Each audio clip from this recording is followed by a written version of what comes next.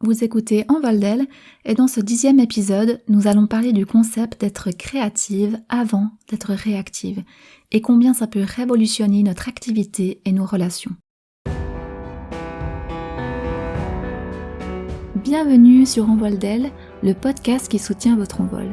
Je suis Rachel, coach certifiée, et j'aborde avec vous des thèmes de développement personnel pour nous permettre de nous épanouir et vivre des relations harmonieuses.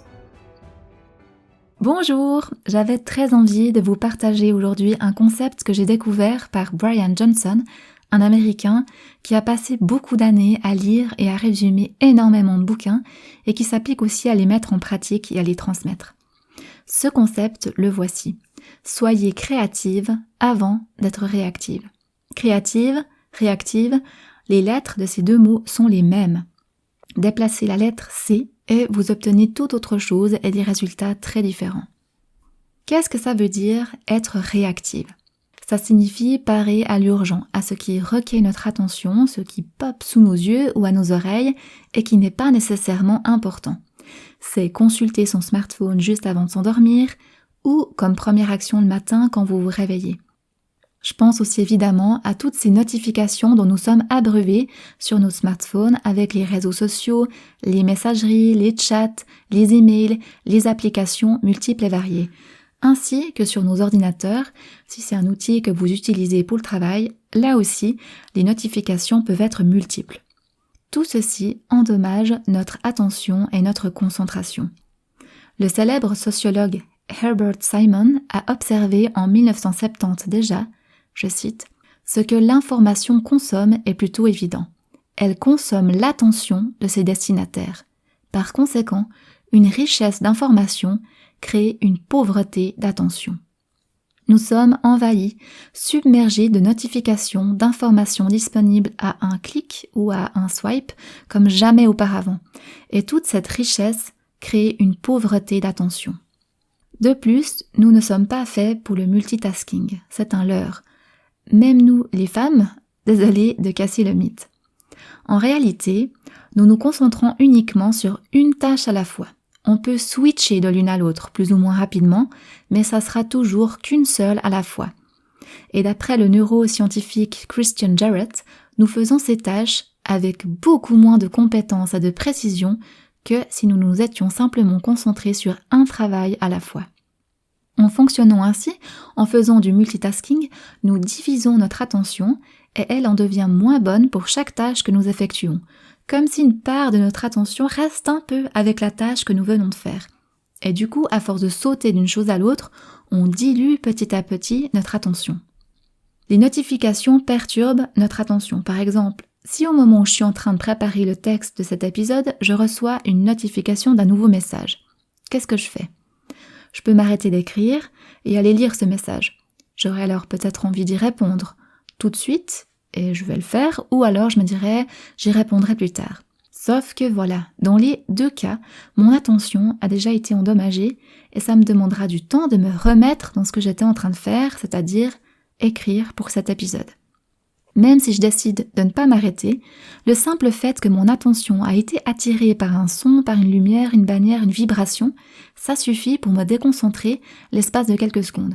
Là aussi, mon attention vient de prendre un coup. Si on multiplie ça par le nombre de notifications qu'on peut recevoir en une matinée, voire une journée, vous constaterez comme moi que c'est juste effrayant et catastrophique pour notre attention à ce que nous sommes en train de faire. Un autre élément qui m'a beaucoup marqué, ce sont ces études qui ont relevé que la simple présence d'un smartphone dans la pièce, alors qu'on est en train de discuter avec quelqu'un, a un impact sur la qualité de la relation. Tom Rath nous relate une étude qui a été faite en 2014 appelée « L'effet de l'iPhone », où les chercheurs ont découvert que le simple fait de placer un smartphone sur la table ou de le tenir en main nuisait à la qualité des conversations. Chaque fois que le téléphone était visible, simplement visible, même s'il n'y avait pas de notification, même si le téléphone n'était pas à l'une des personnes autour de la table, la qualité de la conversation était jugée moins satisfaisante par rapport aux conversations qui se déroulaient en l'absence de smartphone. Nous ne sommes pas entièrement présents avec quelqu'un si notre attention est attirée par l'écran qui peut s'allumer ou qui s'allume si elle est perturbée par des notifications sonores, des bannières, des vibrations. Même si on ne regarde pas son téléphone, ça interrompt la conversation et la qualité de la relation est moins bonne. Est-ce quelque chose dont vous êtes conscient? Quelles sont les solutions à ça? Eh bien, c'est assez simple. Enlever un maximum les notifications, les sons, les vibrations. Nous pouvons aussi mettre le téléphone en mode avion si nous ne souhaitons pas être dérangés. Et lorsque nous sommes en relation avec quelqu'un d'autre, mettre le téléphone hors de vue et hors de portée, par exemple dans une autre pièce ou dans le sac. Brian Johnson, lui, a même décidé de se passer complètement de smartphone. Alors, on peut décider de ne pas être aussi extrême, mais c'est de notre responsabilité de prendre notre utilisation en main pour que le smartphone reste notre outil et non pas que nous soyons son outil. En bref, être réactive signifie diviser notre attention et donc sa qualité dans le travail, l'activité ou la relation que nous sommes en train de vivre ici et maintenant. Et qu'est-ce que c'est être créative? Ça veut dire être pleinement présente, concentrée sur la tâche que nous sommes en train de faire. C'est aller en profondeur dans ce qu'on fait, dans ce qu'on vit, lui donner toute notre attention. C'est nous donner toutes les chances pour accomplir le meilleur. Ça veut dire s'occuper de ce qui est important et pas nécessairement urgent, s'occuper de ce qui compte pour nous. Pour moi, ça veut dire préparer puis mener un entretien de coaching, préparer un nouvel épisode de podcast, des visuels pour les réseaux sociaux, préparer un atelier, prendre du temps pour lire et continuer de me former. Pour une mère au foyer, ça va être la relation, l'éducation de ses enfants. Pour chacun, ça sera différent selon son travail et son occupation dans la vie. De nos jours, cette qualité d'attention est rare, pour les raisons que j'ai déjà évoquées. Et si nous avons envie de faire une différence, que ça soit dans nos activités ou dans nos relations, ça passe par cette attention sans distraction. C'est choisir d'aller profond plutôt que de rester au courant de tout et ainsi rester dans le superficiel. C'est dans la mesure du possible se donner des temps de travail en bloc où notre attention est pleinement à ce que nous faisons sans interruption, pour pouvoir donner le meilleur de nous-mêmes, pour être créative dans le sens large que ce mot peut vouloir dire. Comme le dit Twyla Tharp, une grande chorégraphe de danse, la meilleure créativité est le résultat de bonnes habitudes de travail. Sois créative avant d'être réactive. Ce concept m'a accompagnée tous ces derniers temps, c'était comme un mot d'ordre pour ma journée. Ça m'aide à résister à la tentation d'aller consulter mes emails, professionnels comme personnels, mes messages, mes statistiques, mes comptes de réseaux sociaux et de me plonger d'abord dans le travail créatif important que j'ai prévu de faire ce jour-là. Ça demande un effort et surtout de changer nos habitudes, parfois mécaniques, dont on n'a pas forcément conscience. Pour m'aider, j'ai enlevé des notifications qui me restaient encore. Par exemple, rien ne fait de son sur mon téléphone si ce n'est les appels téléphoniques. Je n'ai plus de bannière, si ce n'est 3 exceptions. Pour la messagerie, car ça peut m'être utile concernant mes enfants. L'application d'apprentissage de langue pour pas que j'oublie de faire ma leçon d'italien du jour. Et les alertes météo pour ma région. C'est tout. Pas de bannière, pas de son, pas de pastilles pour toutes les autres applications. Je les consulte quand je choisis de les consulter et non pas quand elles viennent attirer mon attention. J'ai enlevé les bannières sur mon ordinateur également. J'ai arrêté d'avoir mon compte email ouvert en arrière-plan. Il est fermé, sauf quand je décide d'aller consulter mes emails. Quand je travaille, comme maintenant, mon téléphone est éloigné de moi, voire il est même posé à l'envers, ainsi je ne peux pas voir quand l'écran s'allume. Je choisis de le regarder au moment que j'ai décidé, en l'occurrence après avoir terminé mon travail créatif important de la journée. J'ai choisi de mettre la priorité sur mon attention et ma concentration plutôt que sur le fait de voir et d'être au courant tout de suite de ce qui se passe, de répondre sur le champ à un email ou à un message. Et je constate à chaque fois combien c'est bénéfique. Dans le cadre de mon travail, je suis plus créative et plus efficace, je mets moins de temps à créer et à faire ce que je souhaite faire. Mon attention n'est pas dissipée, je suis concentrée et pleinement à ce que je suis en train de faire. Pour ce qui est de mes relations, j'appliquais déjà certains principes, du coup les différences sont moins importantes. Par contre, ça soutient ma motivation à continuer et même à les intensifier.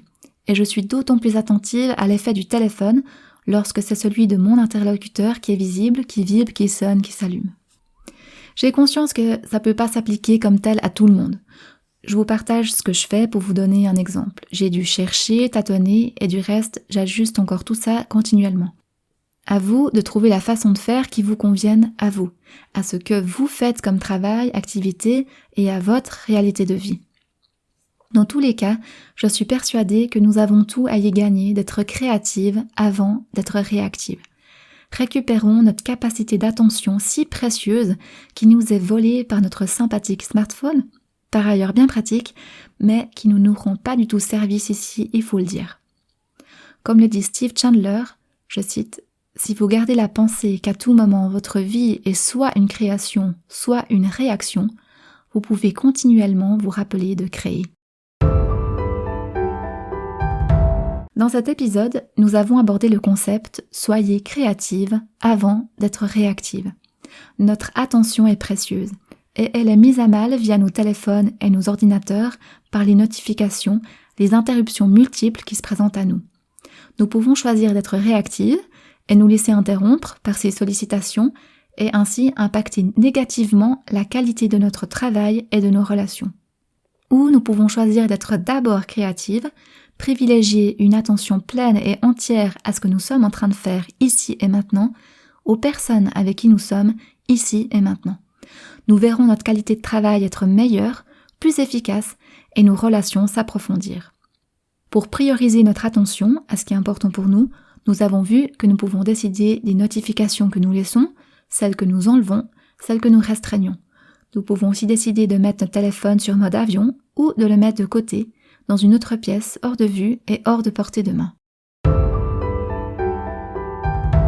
Avez-vous pu observer ces impacts du téléphone, des notifications sur votre attention? Si ce n'est pas le cas, je vous propose de vous observer aujourd'hui. Si c'est le cas, alors qu'allez-vous mettre en place pour privilégier votre attention, votre créativité aujourd'hui? Décidez d'une petite chose que vous pouvez faire et mettez-la en action, puis observez son impact. Voilà, nous sommes au terme de cet épisode.